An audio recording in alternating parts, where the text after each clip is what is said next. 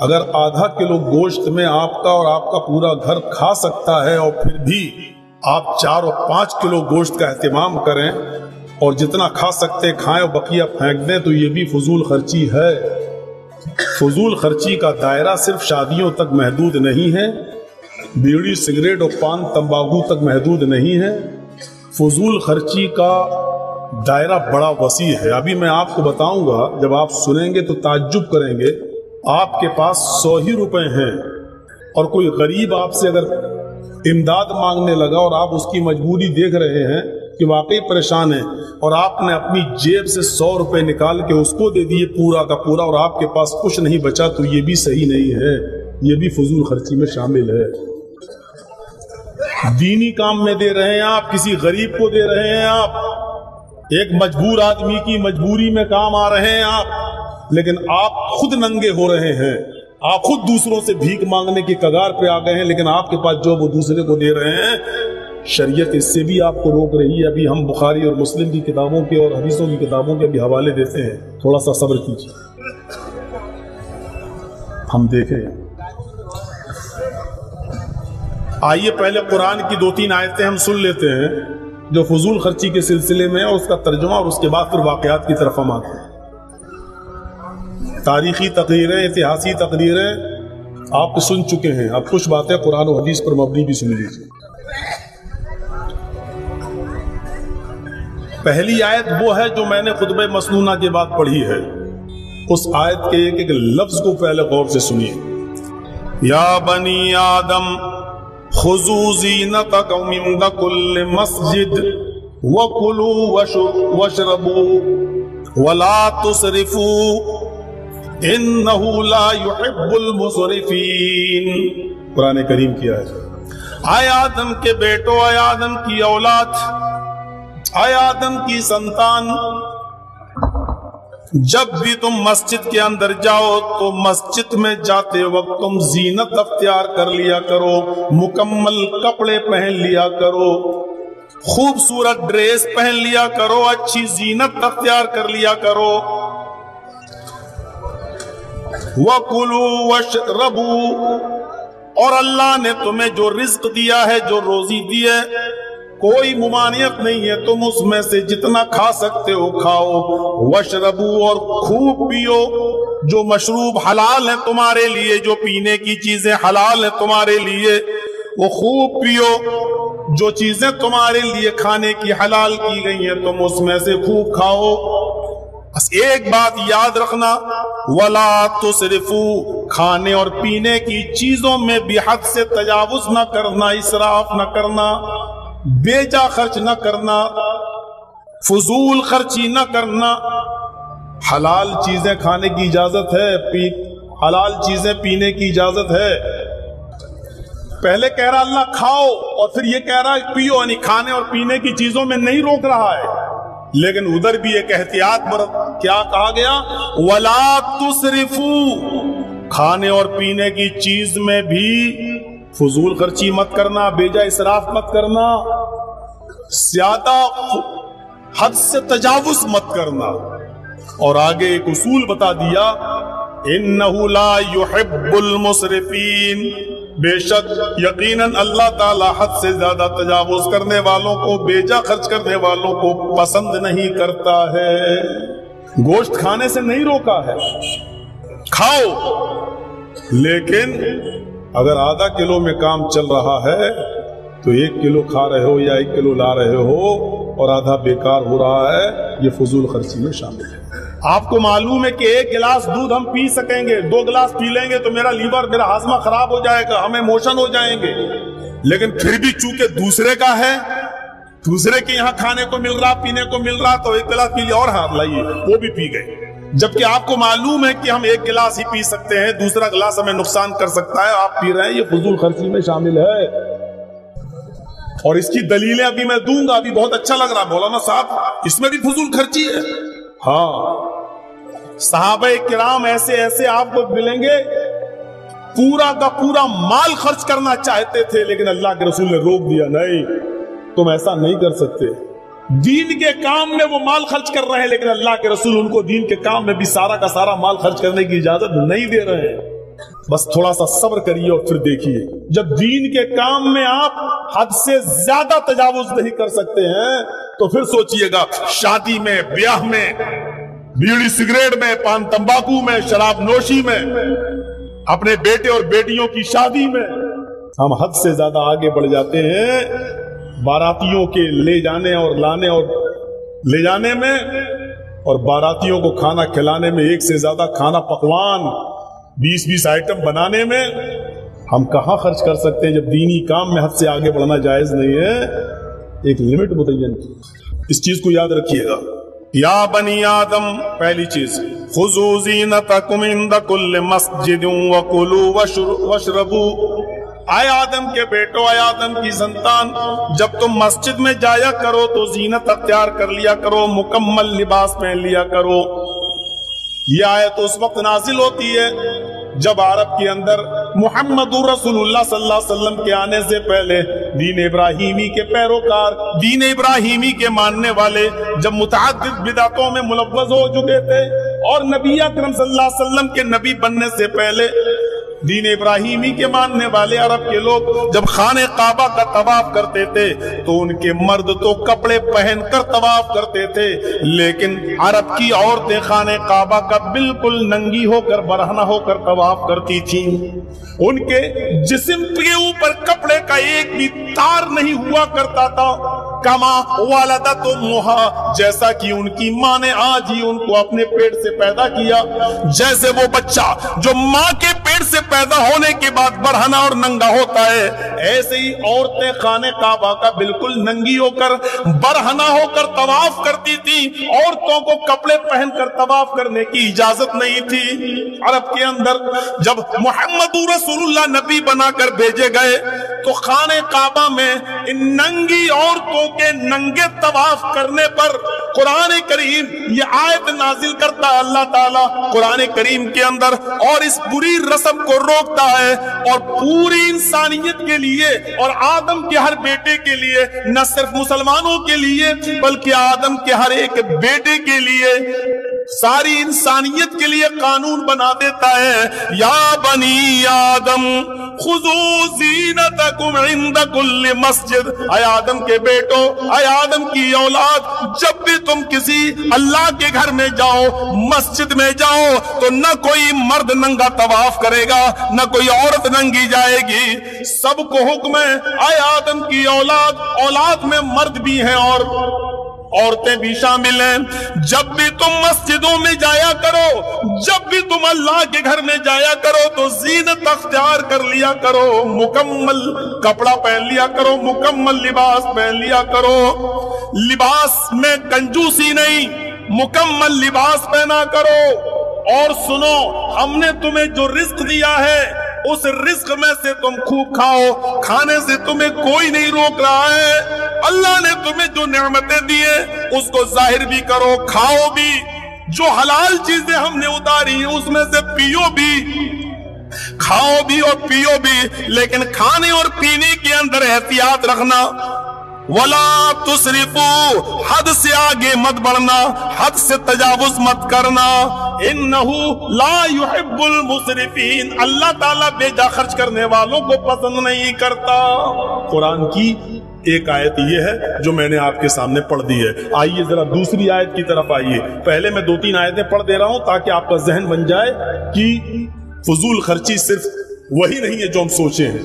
आइए दूसरी चीज, अल्लाह दूसरी जगह फरमाता है कुरान में, हाफिजों से पूछिएगा कुरान में ये आयत कहां है। वो आतिज़ल क़र्बा हक़्क़हू वल मिस्कीन वब्नस सबील वला तुबज़्ज़िरू तबज़ीरा इन्नल मुबज़्ज़िरीना कानू इख़वानश शयातीन। कुरान की दूसरी आयत में जरा नजर डालिए, अल्लाह ने यहां पर भी 2-3 चीजें बताई। वो आतिज़ल क़र्बा, हमने तुम्हें जो दौलत दी है, हमने तुम्हें जो माल दिया है, तुम उस माल को अपने क़राबतदारों पर खर्च करो, उनका हक अदा करो। वो आतिज़ल क़र्बा हक़्क़हू, अपने क़राबतदार का हक अदा करो। क़राबतदारों में, आपके रिश्तेदारों में जो गरीब है उनका ख्याल रखो। والمسکین، ہم نے تمہیں جو مال دیا اس میں مسکین کا بھی خیال رکھو. جو چیز بتانا چاہتا ہوں وہ اب آ رہی ہے. وابن السبیل، اور جو مسافر ہیں پریشان حال ہیں ان کو لمبا چوڑا سفر کرنا ہے، وہ غلطی سے یا پیسے نہ ہونے کی وجہ سے پھنس گئے اور تمہارے درمیان آ گئے، تم ان مسافروں کا بھی خیال رکھو. کتنے لوگوں کا خیال رکھنے کے لیے کہا اللہ تعالیٰ نے؟ وَآتِ ذَا الْقَرْبَ حَقَّهُ، اپنے قرابت دار رشتہ داروں کا خیال رکھو، جو غریب ہیں ان کا ادا کرو. والمسکین، مسکین کس کو کہتے ہیں؟ جس کے پاس واقعی کچھ نہ ہو لیکن شرم کی وجہ سے وہ زبان نہیں کھول پا رہا ہے، آپ کے سامنے ہاتھ نہیں پھیلا پا رہا ہے، آپ جانتے ہیں کہ ضرورت مند ہے لیکن اس کی غیرت اس کو مجبور کر رہی ہے اور وہ بیچارہ آپ کے سامنے ہاتھ نہیں پھیلا پا رہا ہے. یہ مسکین کہلاتا ہے. ان مسکینوں کا بھی خیال رکھو جن کے بارے میں تم جانتے ہو کہ واقعی ضرورت مند ہے لیکن وہ اپنی زبان سے تم سے مانگ نہیں رہا ہے، کہہ نہیں رہا ہے، اس کی غیرت اس کی خودداری مجبور کر رہی ہے. نہ مانگنے پر ان کو بھی ڈھونڈو اور تلاش کرو. اپنے قرابت داروں کا رشتہ داروں کا خیال رکھو، ان کا حق ادا کرو، مسکینوں کا حق ادا کرو. وابن السبیل، اور اپنے مسافروں کو بھی ڈھونڈو، ان کا بھی حق ادا کرو.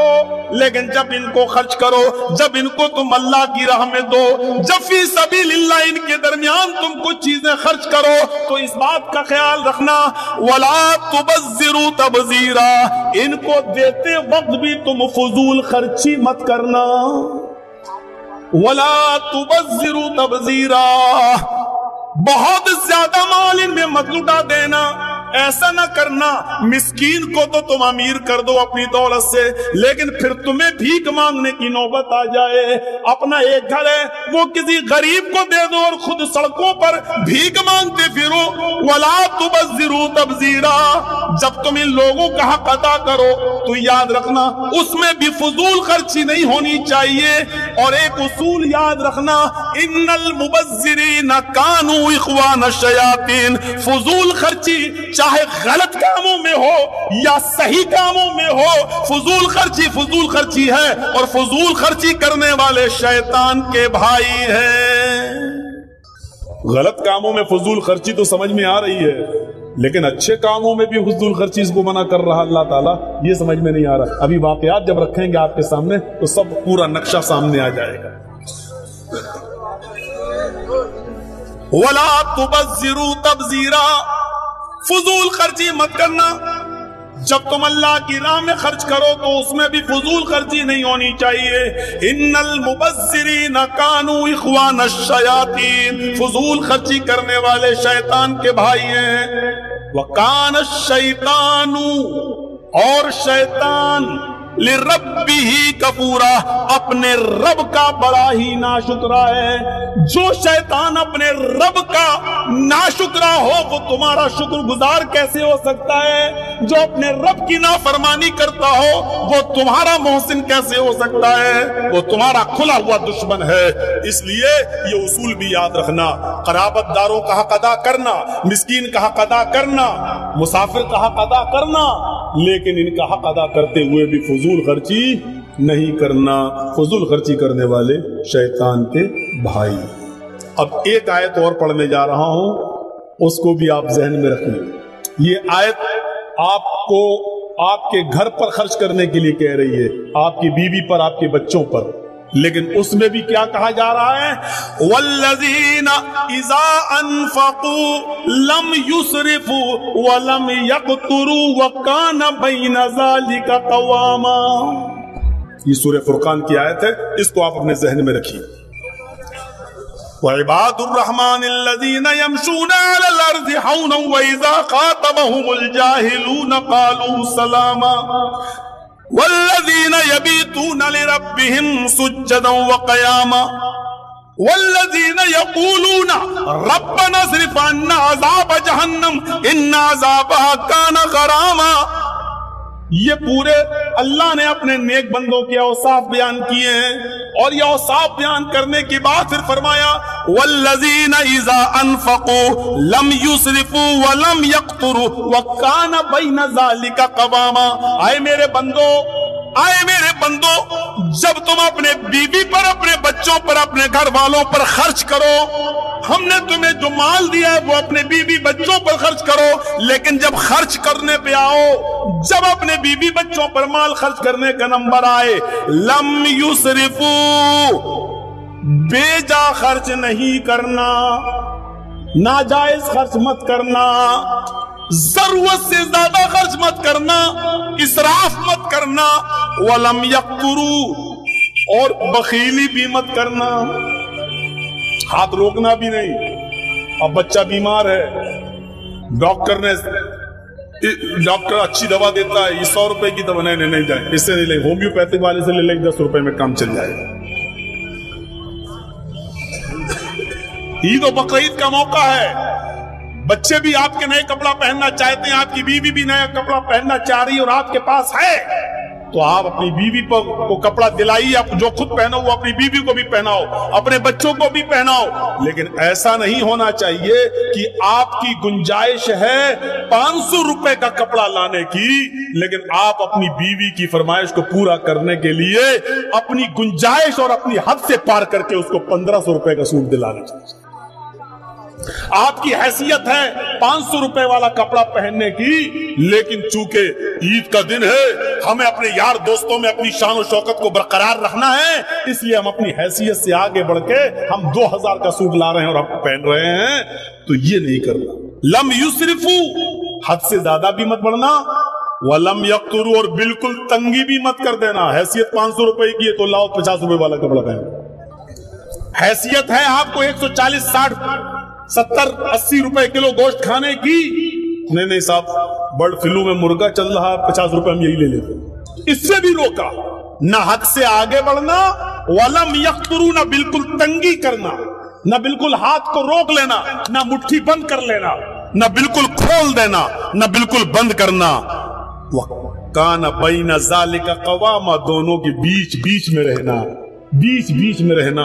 ये कुरान की 3 आयतें मैंने आपके सामने रखी हैं, आइए इन तीनों आयतों को अपने जहन में रखिएगा। अब मैं एक वाकया सुनाने जा रहा हूं, इस वाकये को सुनने के बाद आप दंग रह जाएंगे कि मौलाना क्या नतीजा निकाल रहे हैं। ये वाकया हम मौलवियों पर भी फिट बैठता है, यानी हम लोग भी मुजरिम हैं इस वाकये की रोशनी में। बुखारी शरीफ का वाकया, नबी अकरम सल्लल्लाहु अलैहि वसल्लम रात के अंदर उठते हैं, करवटें बदल रहे हैं, बिस्तर पर आपको रात की तारीकी में नींद नहीं आ रही है। आपने अपनी बीवी अम्मा आयशा से कुछ नहीं कहा, आपने अपनी बीवी आयशा से कुछ नहीं कहा। आपने दरवाजा खोला और सीधे घर से बाहर निकल गए। थोड़ी दूर चले तो आपको रास्ते से चलता हुआ एक आदमी नजर आया, कोई आ रहा है। आप उसके करीब पहुंचे, ये सोचकर उसकी तरफ आगे बढ़ गए, अगर जान पहचान वाला हुआ तो इससे कुछ मांग लेंगे, क्योंकि भूख की वजह से नींद नहीं आई, करवटें बदलता रहा और घर में खाने को आज मेरे कुछ नहीं रहा। चलो ये आदमी आ रहा है, इससे कुछ कहते हैं। रात के अंधेरे में उस आदमी को पहचान नहीं पाए। जब अल्लाह के नबी उसके करीब पहुंचते हैं तो क्या देखते हैं कि यह आदमी कोई और नहीं है, ये हजरत अबू बकर सिद्दीक रज़ी अल्लाह तआला अन्हु है, जो रात की तारीकी में बाहर निकले हैं। हजरत अबू बकर सिद्दीक ने नबी को देखा और अल्लाह के नबी ने अबू बकर सिद्दीक को देखा। अलैक सलैक हुआ, दुआ सलाम हुआ। अल्लाह के नबी सल्लल्लाहु अलैहि वसल्लम ने पूछा, आए अबू बकर, इतनी रात में तुम कैसे निकले? तो हजरत अबू बकर सिद्दीक कहते हैं कि अल्लाह के नबी, बुखारी शरीफ का ये वाकया, आए अल्लाह के नबी, आए अल्लाह के रसूल, आपसे क्या छिपाऊं? आज अगर झूठ बोलेंगे तो कल अल्लाह ताला वही नाजिल करके आपको बता देगा सच्चाई क्या है।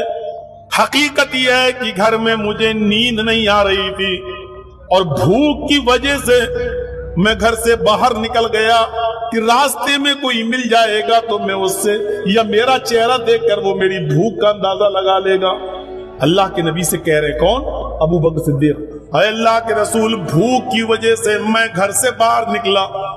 اللہ کے نبی صلی اللہ علیہ وسلم نے کہا اے ابو بکر اگر مجھ سے یہ امید رکھتے ہو کہ میں تمہارا چہرہ دیکھ کر اپنے گھر لے جاؤں گا اور تمہیں کھانا کھلا دوں گا تو یہ امید بالکل مت رکھنا، اس لیے کہ تمہارے نبی کو، تمہارے ساتھی کو، تمہارے اس خلیل کو، اس دوست کو، محمد رسول اللہ صلی اللہ علیہ وسلم کو بھی بھوک نے ہی گھر سے باہر نکالا ہے. جو حالت تمہاری ہے وہی حالت میری بھی ہے. جس بھوک کی وجہ سے تم گھر سے باہر نکلے ہو اسی بھوک کی وجہ سے میں بھی گھر سے باہر نکلا ہوں.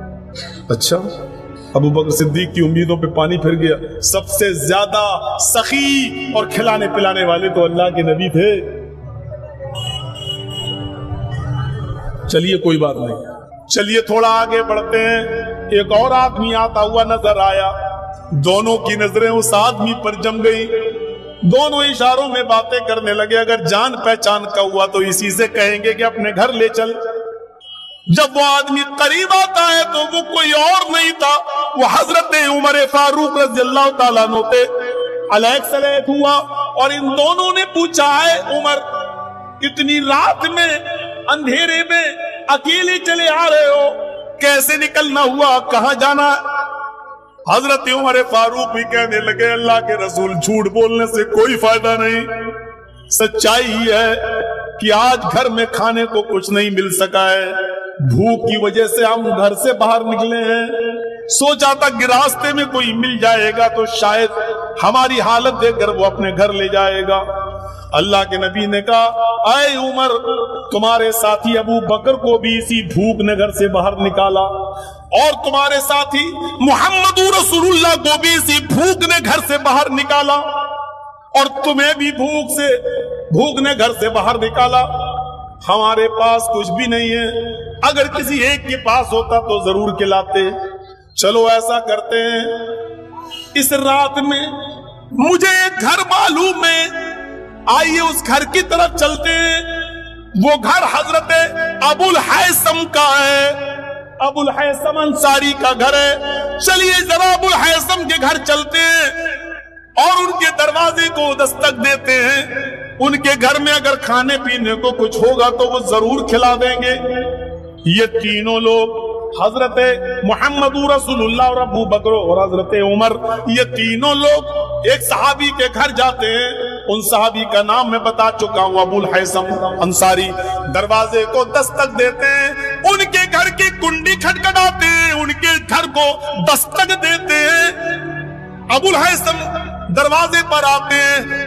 اتنی رات میں کون آ سکتا ہے میرے گھر میں؟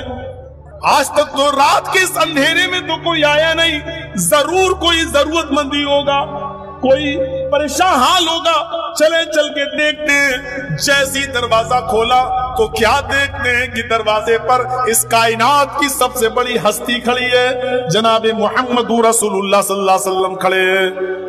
ابو بکر ہیں، حضرت عمر ہیں.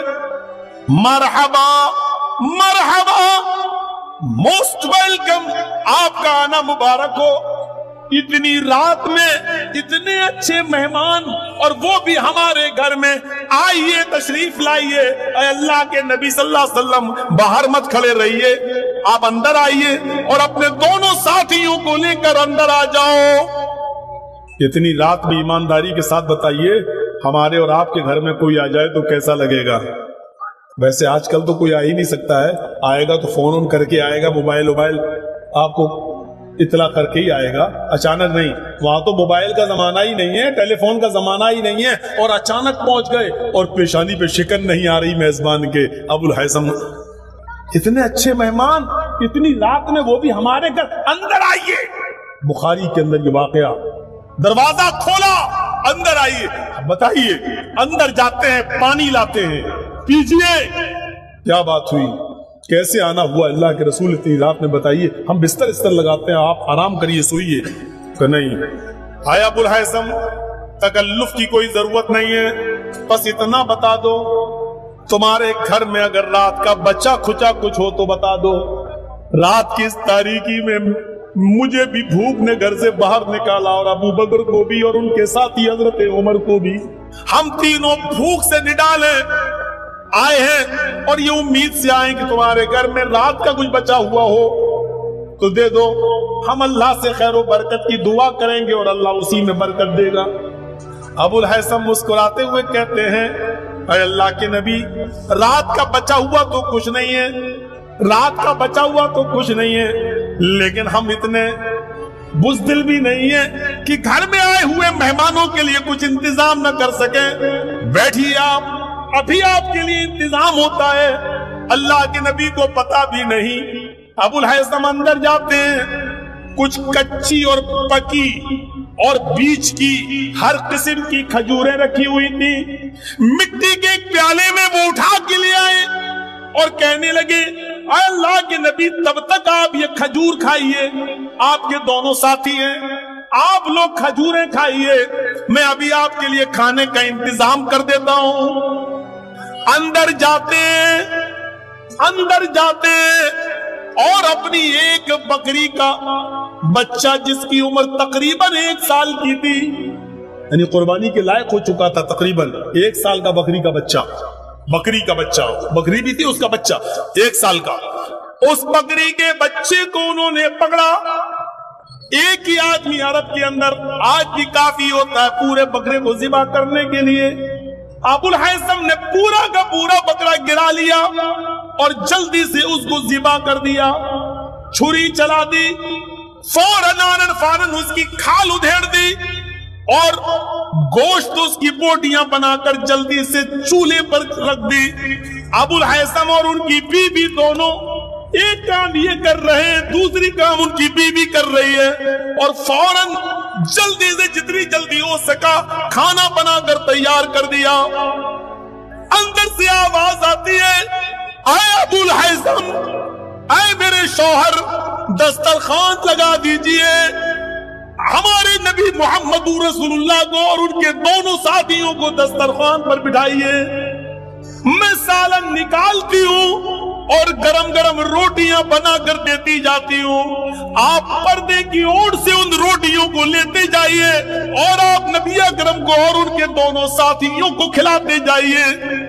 سامنے کھانا آتا ہے، دیسی مرغا مانگ کے کھانے والوں، میزبان پر مصیبتیں بننے والوں، فون پر کہنے والوں کہ ہم آ رہے ہیں، دیسی مرغا کاٹ کے رکھنا، بنا کے رکھنا، چاہے وہ آپ ہو یا ہم جیسے مولوی اپنے گریبانوں میں جھانک کر دیکھیں اس واقعے کی روشنی میں جو صحیح بخاری کے اندر درج ہے، اطلاع اور دیتے ہیں کہ آ رہے ہیں، دیسی مرغا کاٹ کے رکھنا، بنا کے رکھنا، تمہارے یہاں سے گزریں گے، کھا کے جائیں گے۔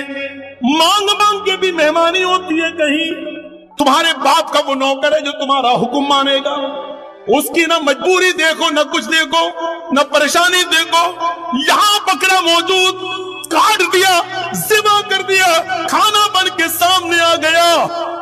جیسے ہی گوشت اور روٹیاں سامنے آئی، بھنا ہوا گوشت سامنے آیا، امام کائنات کی آنکھوں میں آنسو آ گئے، محمد رسول اللہ صلی اللہ علیہ وسلم کی آنکھوں میں آنسو آ گئے، رونے لگے۔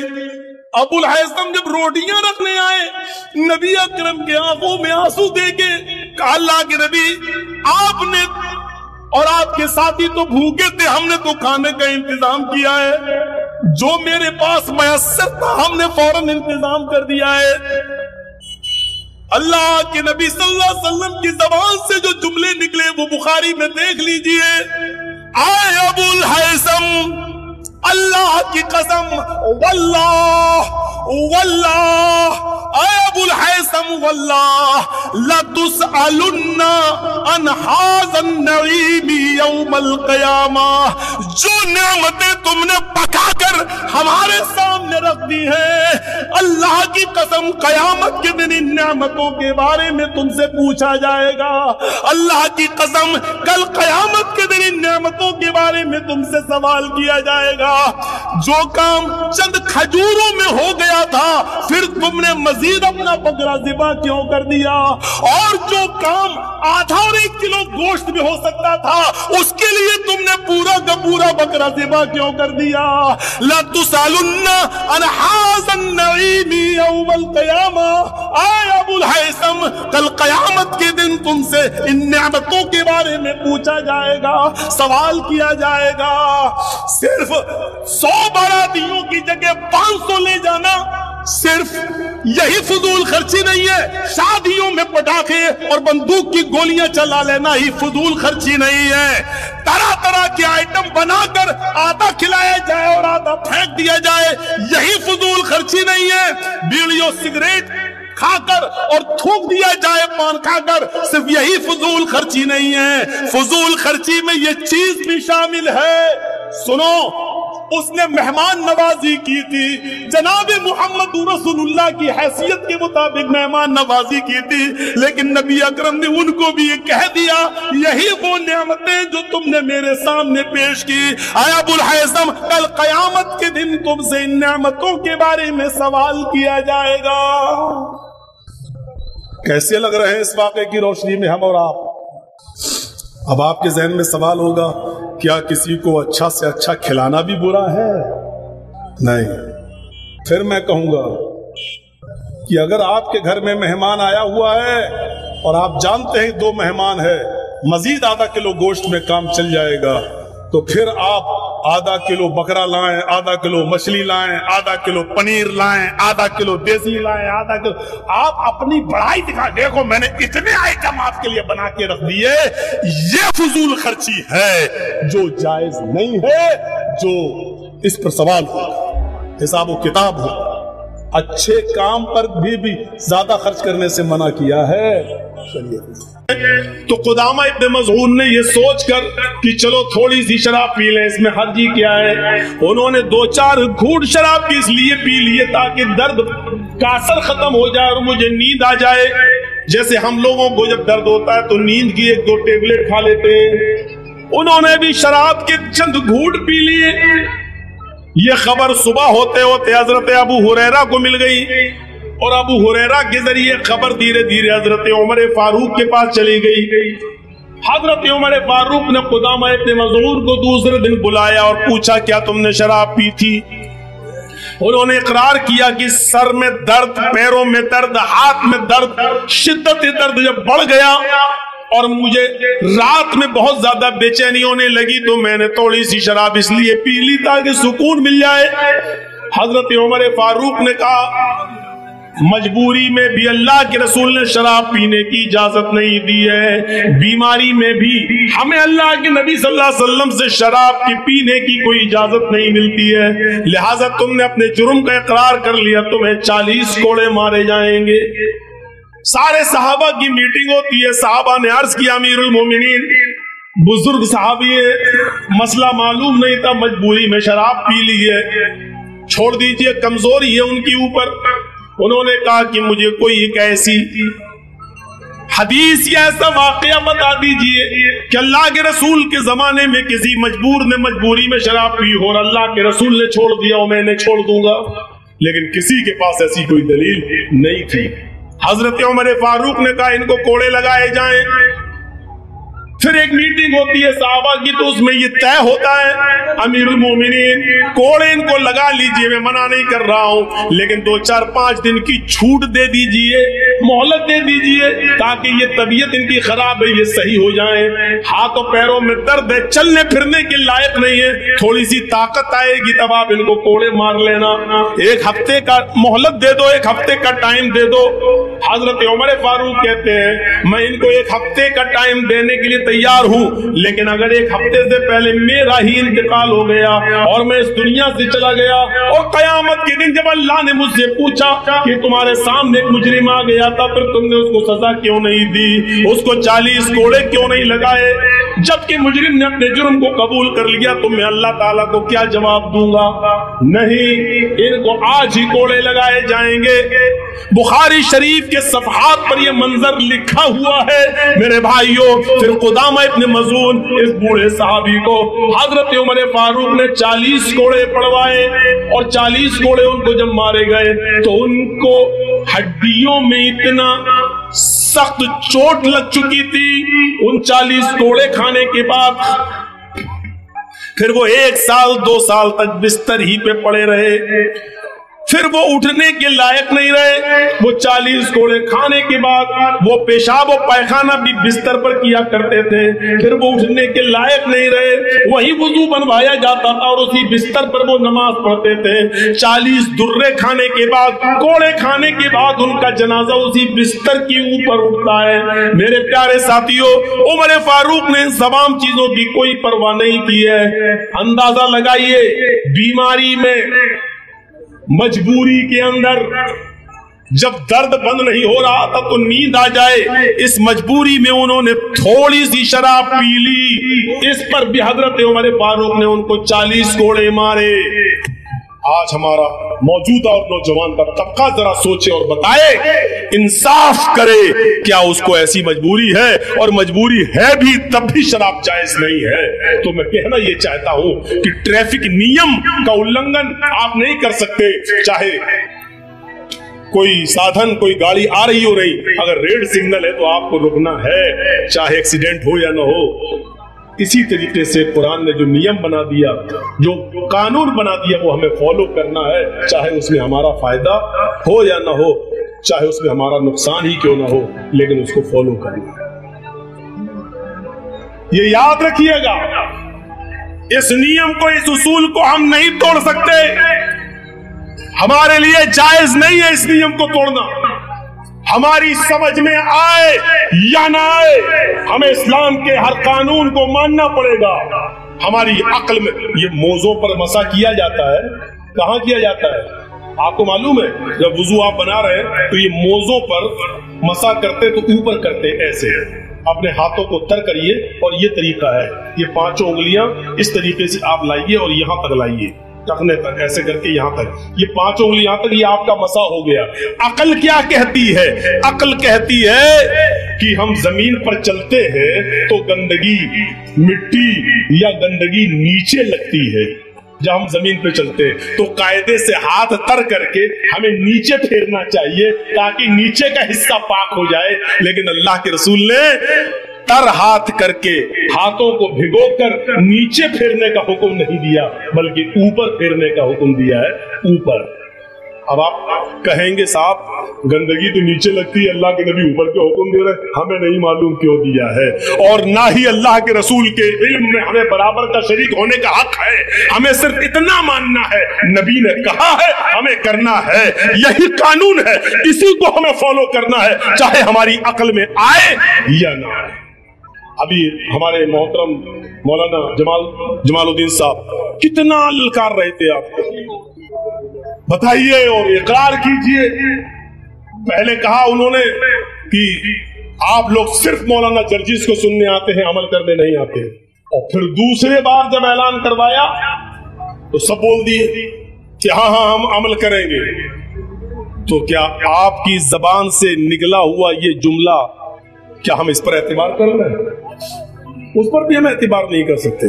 ये तो रिजल्ट आपने, छोटे बच्चे नहीं है आप, छोटे बच्चों की खताएं और गलतियां माफ की जा सकती है, लेकिन बड़ों की नहीं। कभी आपने भी स्कूल में पढ़ा होगा, आप नहीं पढ़े तो आपके बच्चे स्कूल में पढ़ते हैं।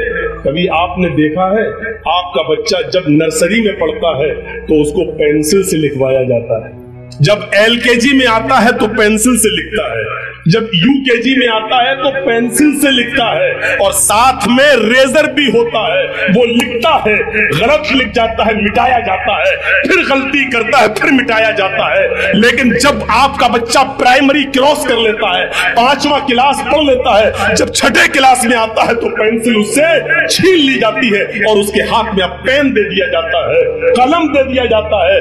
ये स्कूल का मैनेजमेंट सिस्टम चीख चीख कर ये कह रहा है कि अब तुम बच्चे नहीं हो, बच्चे थे तो गलतियां करते थे, उसको मिटा दिया जाता था, अब तुम्हारे हाथ में कलम है, लिखना है तो सोच के लिखना, क्योंकि अब अगर लिखोगे तो जो गलती करोगे वो मिटने वाली नहीं है, वो खत्म होने वाली नहीं है। जब स्कूल का मैनेजमेंट एक बच्चे के गलत को गलत मानता है तो हम इस्लाम के सामने जलसों में गलत कर रहे हैं। हमारे कांधे पर फरिश्ते उस गलत को गलत क्यों नहीं लिखेंगे? मेरे प्यारे साथियों, हम स्कूल के मैनेजमेंट से ये इबरत हासिल नहीं कर पाए आज तक क्या हम स्कूल में पढ़ते हुए वो बच्चे हैं जो पेंसिल से लिखे और गलती कर जाए तो उसको मिटा दिया जाए? अब हम बड़े हो चुके हैं। इन जलसे ये यूट्यूबरों को भरे मजमे में मैंने कहा था कि अब तुम्हें किसी जलसे में हम लगाने नहीं देंगे, और लाल बथानी में मैंने मना भी कर दिया था वहां के मैनेजमेंट को, एक भी यूट्यूबर को आप आने मत दीजिए और हटाइए। लेकिन इसके बावजूद ये लोग अपनी हरकतों से बाज नहीं आ रहे हैं। फिर वो मिसाल देना पड़ती है कुत्ते की दुम वाली। फिर आप कहते कि मौलाना ऐसा बोल रहे हैं। आप भी तो अपनी औकात में रहिए। आप देखिए दूसरों को डिस्टर्ब कर रहे हैं। आपके तो चैनल में आ जाएगा पैसा, आप तो डाल देंगे मौलाना जर्जीस ने बोला, झूठ लिखेंगे मौलाना जर्जीस को दिया मोदी ने अवार्ड। हाँ, तेरे बाप ने दिया, मोदी ने नहीं दिया। ये यूट्यूबर की हरकत है।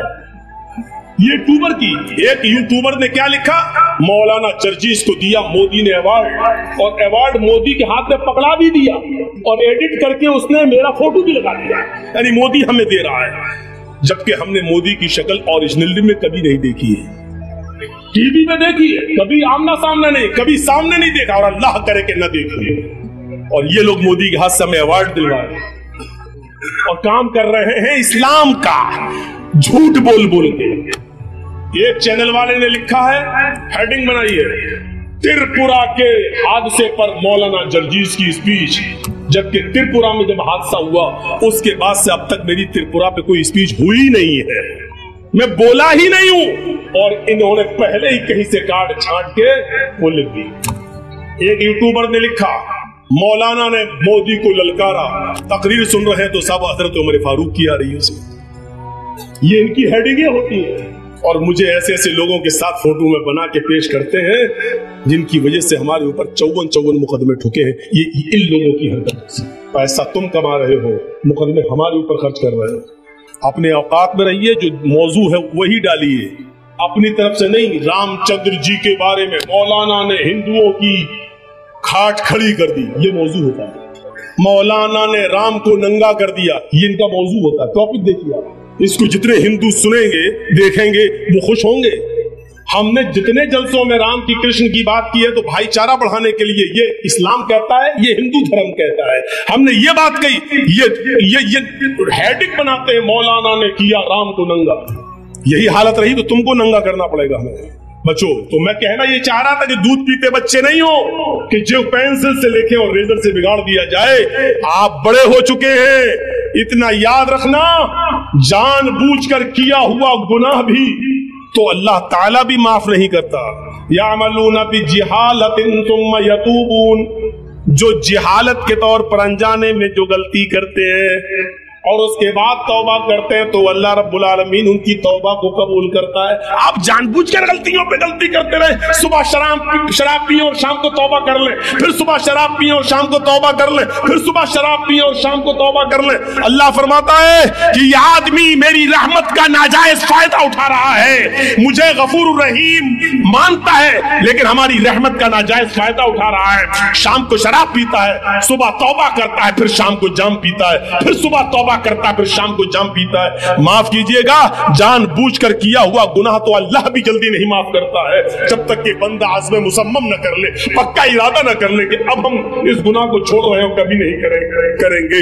अल्लाह भी माफ नहीं करता है। मेरे प्यारे साथियों, हम अब पेन से लिख रहे हैं, पेंसिल का जमाना छूट चुका है।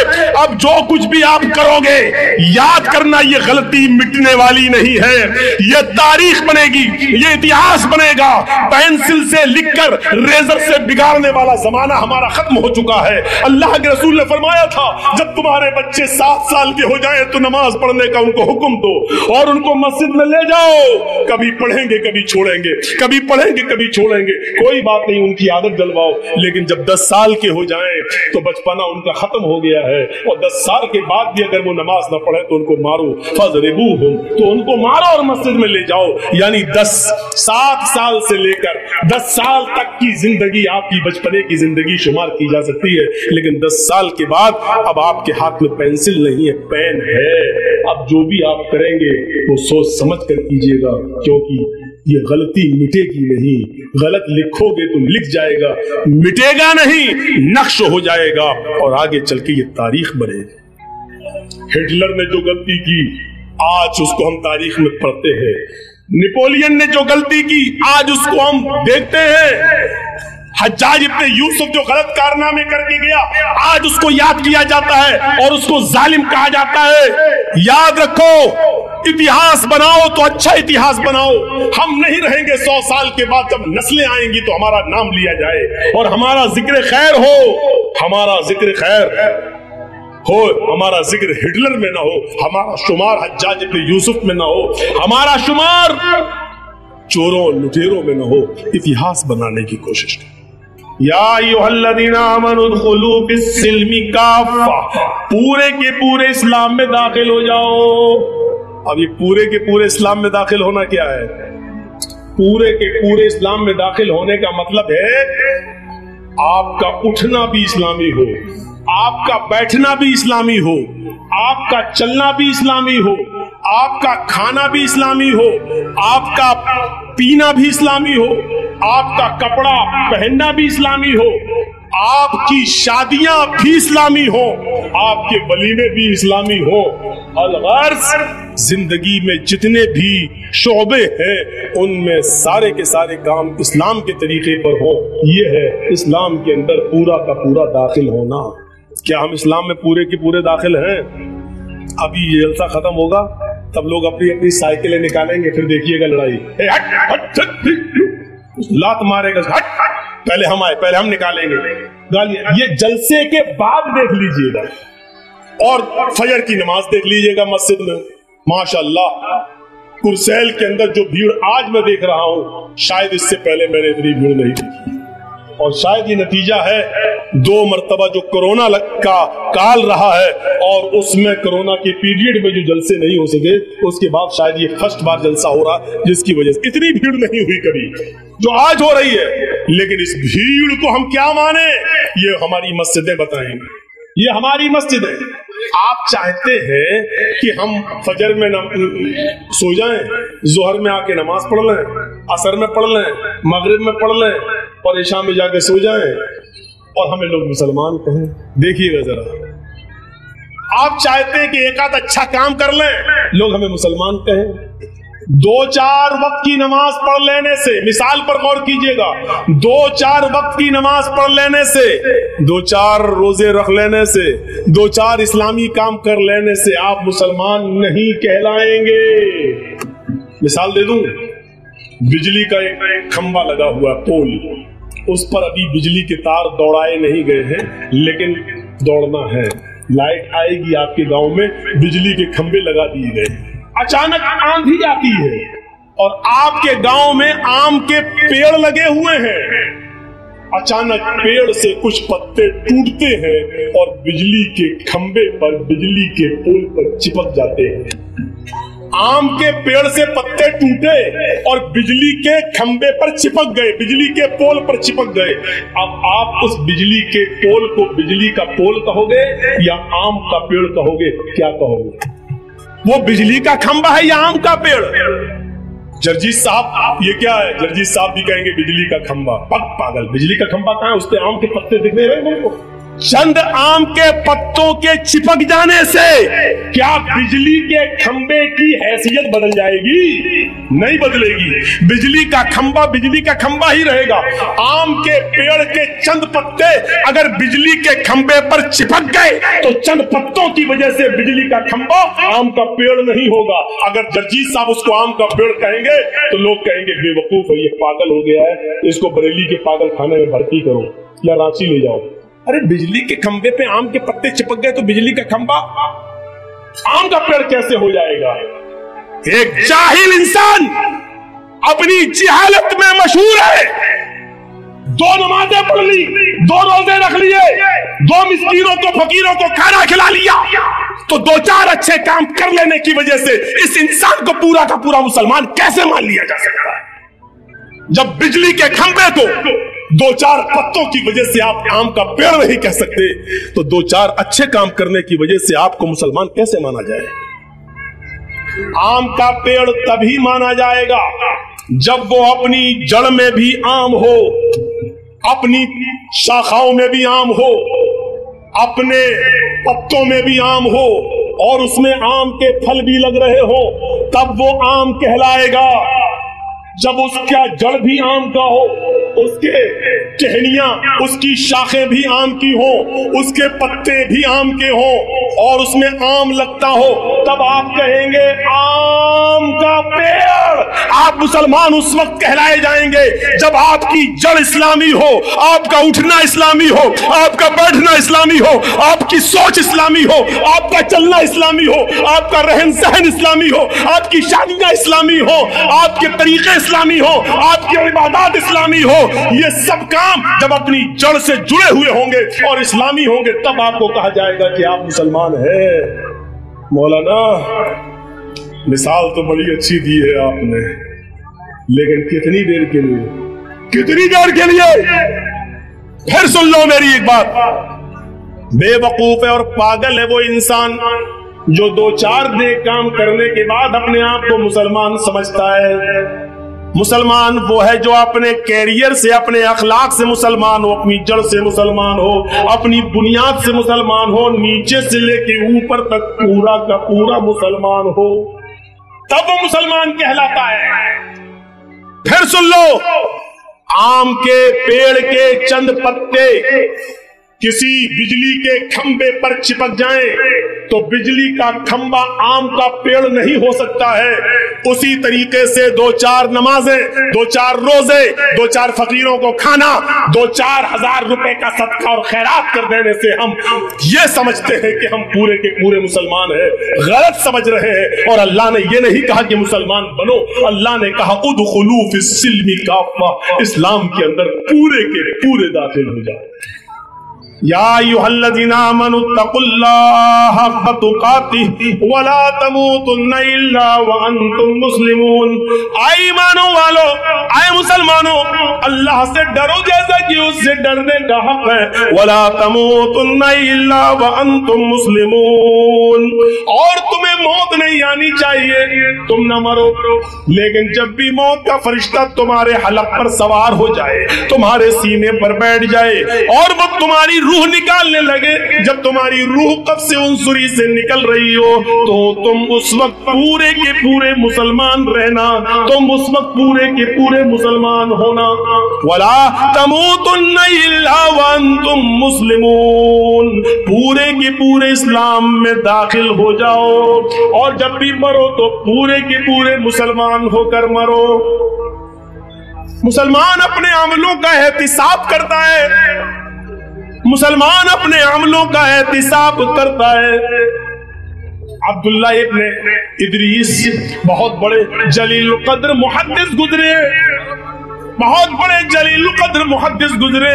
صفت الصفا میں علامہ ابن قیم نے ان کا واقعہ نقل کیا ہے. جب ان کے انتقال کا وقت آیا تو ان کی بیٹی رونے لگی. جب ان کے انتقال کا وقت آیا تو ان کی بیٹی رونے لگی. عبداللہ ابن ادریس نے کہا تم کیوں رو رہی ہو میری بیٹی؟ کہا ابو آپ کی طبیعت اتنی خراب ہے اور میں روؤں نہیں. کیوں نہ روؤں؟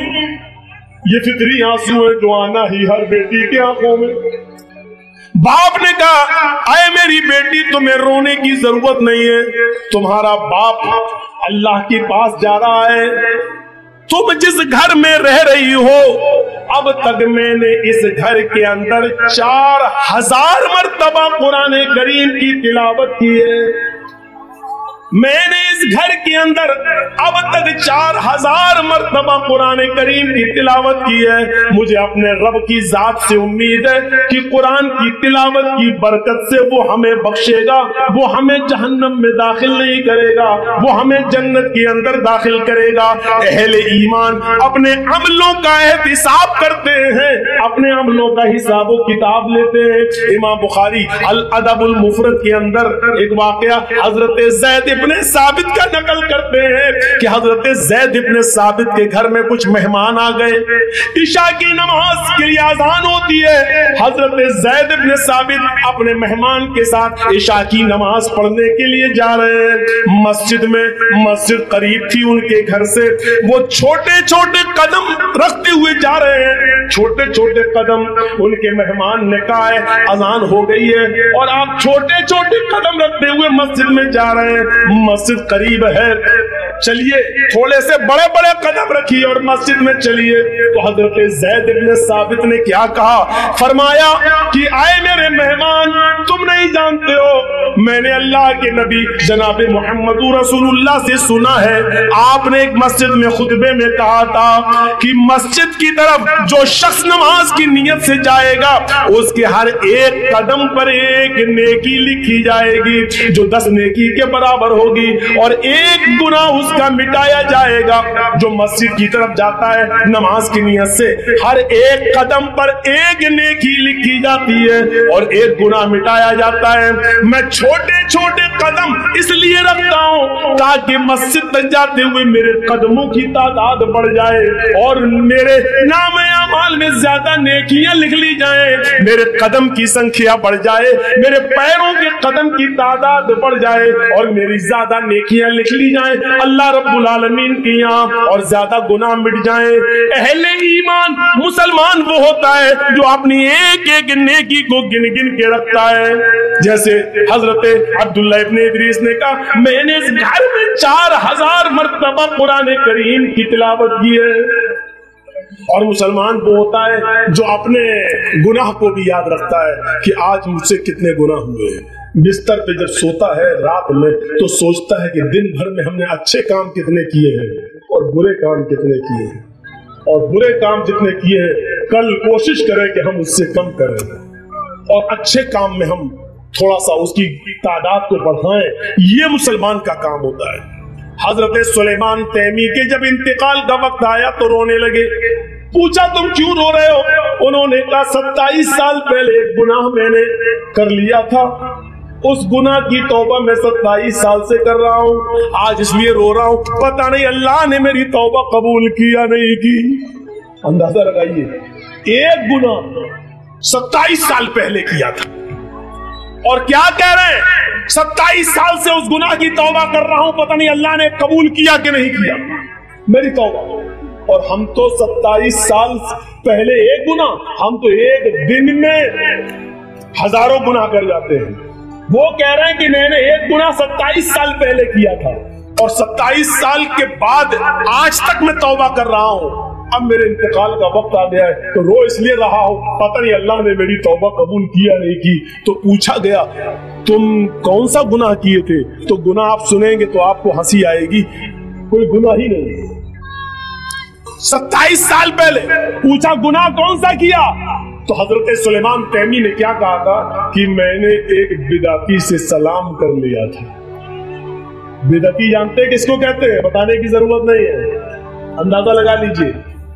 मैंने 27 साल पहले एक बिदाती को सलाम कर लिया था, 27 साल से आज तक तौबा कर रहा हूं, अब मेरी मौत का वक्त करीब है, पता नहीं अल्लाह ताला ने मुझे माफ किया होगा या नहीं किया होगा।